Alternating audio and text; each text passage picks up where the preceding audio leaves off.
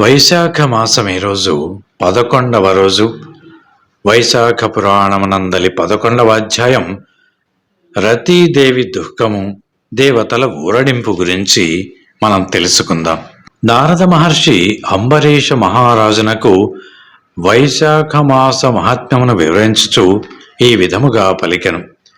మిథిలాధిపతియగు శృతకీర్తి శృతదేవుని ముక్కంటి కంటి మంటకు ఎర అయినటువంటి ఆ మన్మథుడి జన్మ ఎట్టిది, అతడు చేసిన కర్మలను అతడు ఎట్టి దుఃఖమును అనుభవించనో వివరింపుము అంటూ కోరను.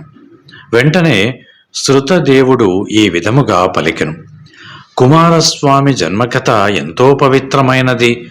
విన్నంతనే చేసిన పాపములన్నీయూ నశించును, కీర్తిని పుత్రులను కలిగించును, ధర్మబుద్ధిని కలిగించును, సర్వ రోగములను హరించును.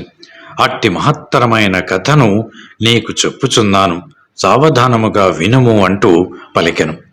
శివుని కంటి మంటకు మన్మథుడు దహింపబడుటను చూచినటువంటి మన్మథుని భార్యయగు రతీదేవి ఆ బూడిదను ప్రోగు చేసి భర్తను చూచి దుఃఖపీడితయై మూర్ఛిల్లెను. ముహూర్త కాలమునకు తెప్పరిల్లి బహు విధములుగా దుఃఖించను.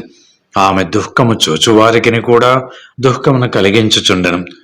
ఆమె తన భర్తతో సహగమనము చేయవలని తలచెను.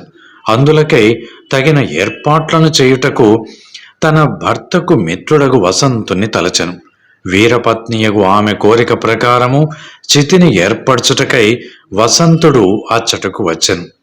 మిత్రుని దుర్మరణమునకు, మిత్రుని భార్య దురవస్థకు విచారించుచున్నటువంటి వసంతుడు రతీదేవిని ఊరడించుచు ఈ విధముగా పలికెను. అమ్మా, నేను నీ పుత్రుని వంటి వాడను. పుత్రుడనగు నేనుండగా నీవు సహగమనమునర్చుట ఎందుకు అంటూ వసంతుడు బహు విధములుగా చెప్పినను రతీదేవి సహగమనము చేయుటకే నిశ్చయించుకొనెను.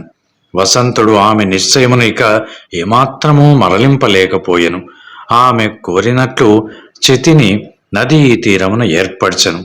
ఆమె గంగా స్నానము చేసి సహగమనమున చేయవలసిన పనులను పూర్తి చేసి భర్తను తలచుకొనుచు చితిని ఎక్కబోయెను.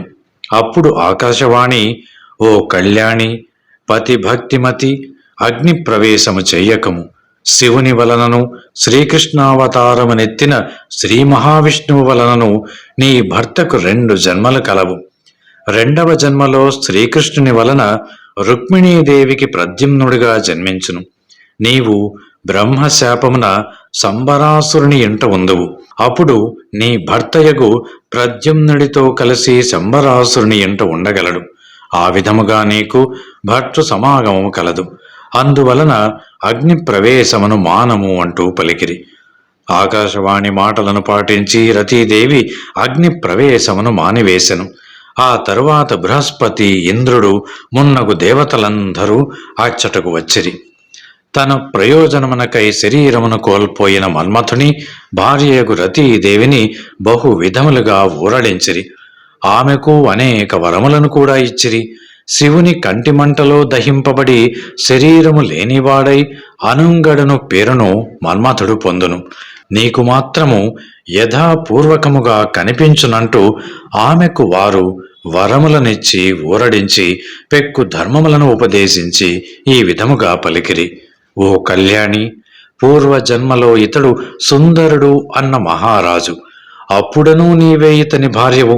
అప్పుడు రజోదోషము నందినను ఆ ధర్మములను పాటింపకపోవటచే నీకు ఇప్పుడు ఈ స్థితి వచ్చినది. కావున ఈ వైశాఖ మాసమున గంగా స్నానము చేయుచు వైశాఖ వ్రతమును ఆచరింపుము. పూర్వజన్మలో నీవు చేసిన దోషమునకు ప్రాయశ్చిత్తమగును. ప్రాతకాలమున గంగా స్నానము చేసి శ్రీ మహావిష్ణువును అర్చింపుము. పూజానంతరము విష్ణు కథా శ్రవణము చెయ్యము.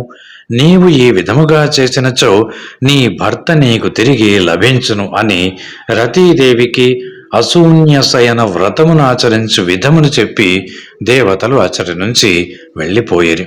రతీదేవియు అతి కష్టముపై దుఃఖమును దిగమ్రింగి సూర్యుడు మేషరాశిలో ఉండగా వైశాఖ మాసమున వైశాఖ వ్రతమును ఆచరించుచుండెను. మన్మథుడు పూర్వజన్మలో సుందరుడు అన్న మహారాజుగా ఉండెను. అప్పుడతడు వైశాఖ వ్రతము చెయ్యలేదు, వైశాఖ దానములను కూడా చెయ్యలేదు.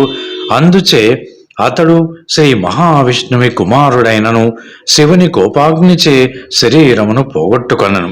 విష్ణుపుత్రునికి వైశాఖ వ్రతమును ఆచరింపకపోవట వలన ఎట్టి పరిస్థితి వచ్చినదో ఇక మిగిలిన వారి సంగతేమి చెప్పవలేను.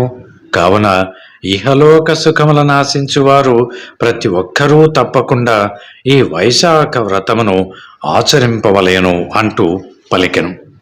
11వ అధ్యాయం సంపూర్ణం. Thanks for watching. Please comment, like, share and subscribe our channel.